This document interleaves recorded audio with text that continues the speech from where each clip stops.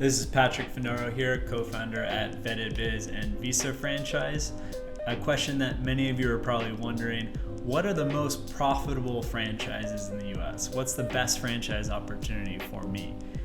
So generally the most profitable franchises tend to be more complex business options. We found time and time again, the most profitable franchises offer a service that business owners don't want to be involved in and the end consumer does not want to be doing.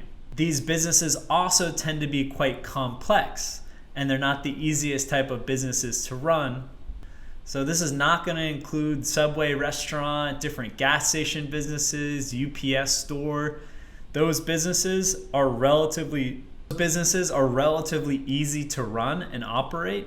And so generally retail type businesses, food and beverage, these businesses that people want to be involved with, they're excited to work with, it could even be in the education sector, tend not to have the most profitable businesses, as there's a lot of people that want to be working in those businesses. Even throw in fitness, people have the dream of owning their own gym or owning their own hair salon.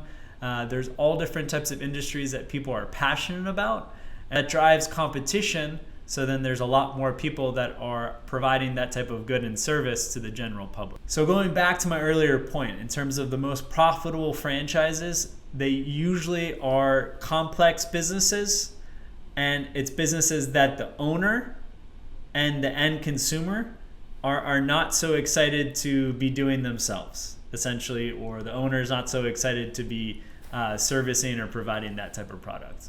So a couple franchise opportunities come to mind, a few different industries. One would be in the junk removal, trash removal business. This is a type of service offered to residential, commercial properties where there might be a tenant moving out and they need to get rid of all their junk essentially. So the landlord has taken back the premise and they need to get rid of the desks, the chairs, or they've taken over an apartment and it's filthy. There's tons of furniture all over the place. So this is the type of job that the landlord does not want to be doing themselves. Also, not many business owners want to be providing this type of service. A lot of people are happy, working behind a desk and don't want to be out there managing people and even rolling up their sleeves to pick up garbage.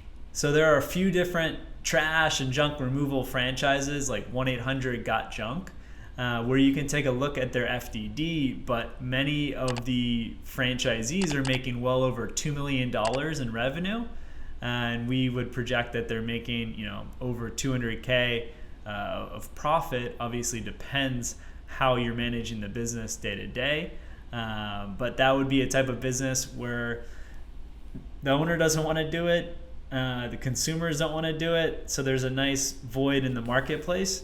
And if you go with a brand that has great recognition, there can be and good training and provides the lead generation support, there could be good opportunities to recoup your initial franchise investment quite fast.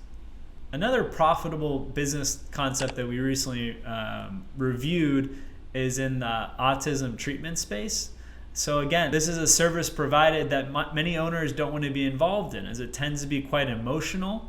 As an owner, you have to manage a lot of therapists, as it's generally one student per teacher.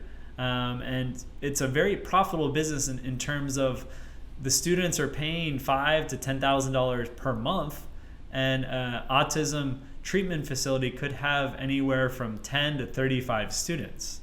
So you can do the math, but you get up to 20 students on a recurring basis, and that's well over $1 million in terms of revenue, and the profit margins are pretty healthy.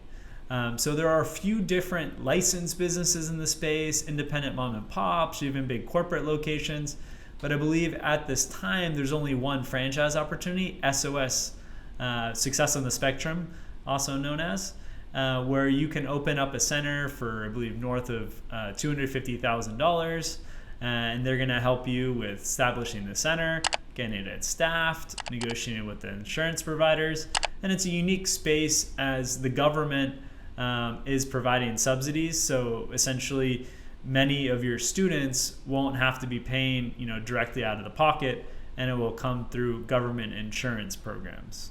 So, autism treatment, junk removal, these are businesses that not many people, think of when they want to get into franchising. They think maybe more, they want to open up a healthy juice cafe, or do something where it's education related, or a beauty salon, which, don't get me wrong, there are great businesses in those industries, but generally the payback's going to be longer the less complex the business is, as well as if consumers don't want to do it and owners don't want to do it, that's generally where you can find good profitable business opportunities.